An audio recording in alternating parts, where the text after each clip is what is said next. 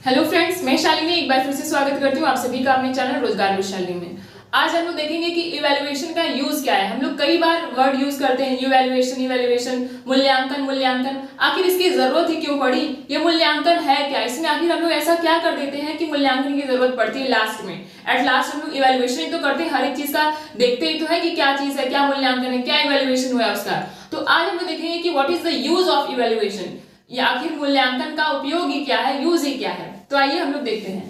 First point है कि to give feedback to the extent that we can bestow quality life, यानी कि किसी भी चीज का फीडबैक देना तो जरूरी है ना, इसलिए हम लोग इवैल्यूएशन करते हैं। जैसे कि मान लीजिए अगर आप लोग कुछ भी टेस्ट कर रहे हो, कोई डिश खा रहे हो, कोई भी फूड अगर आप लोग खा रहे हो, तो उसका लास्ट में आप लोग फीडबैक तो देते हो ना कि ये अच्छा है, ये खराब है। उसी तरीके से हर एक फील्ड में फीडबैक की जरूरत पड़ती है, तो एजुकेशन के फील्ड में क्यों नहीं?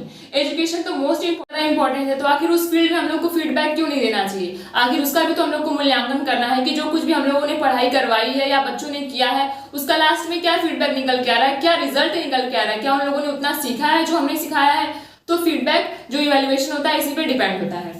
नेक्स्ट है कि to check if the learning is taking place as plan. हम लोग को ये चेक करना पड़ता है कि आखिर हम लोगों ने जो क्लास में पढ़ाया है, जो क्लास में बच्चों को सिखाया है, क्या जो हम लोगों ने प्लानिंग किया था कि हम लोग बच्चों को ये चीज सिखाएंगे, वो बच्चा सीख भी पाया है कि नहीं सीख पाया है। आखिर ये बात हम लोग को कैसे पता चलेगी? जब लास्ट में हम लोग एक इवैल्यूएट करेंगे, एक इवैल्यूएशन निकालेंगे, तभी तो पता चलेगा।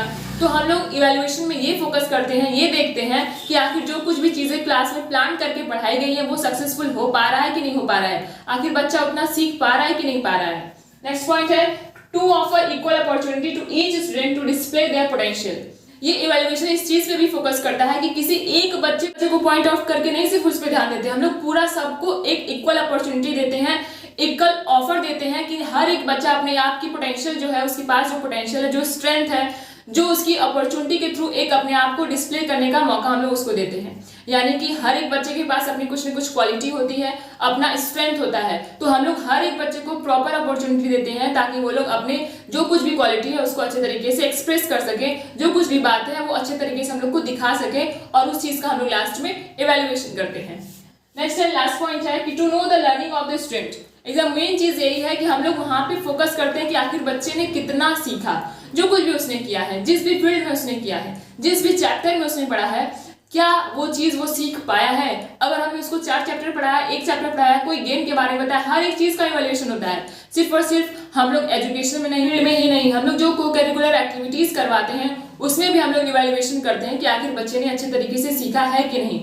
तो प्रॉपर फोकस इवैल्यूएशन का यही रहता है कि लास्ट में जो रिजल्ट मिला है उसको इवैल्यूएट करना और देखना कि बच्चे ने कितना सीखा है, कितना नहीं, और इसी इवैल्यूएशन के हिसाब से, इसी इवैल्यूएशन के बेसिस पे हम लोग बच्चों को आगे सिखाने की कोशिश करते हैं। जो बच्चा नहीं सिखा रहता है उसको फिर से सिखाते हैं, फिर से उस पर अच्छे तरीके से फोकस करके उसको अच्छा प्रॉपर रिजल्ट लाने पे फोकस करते हैं।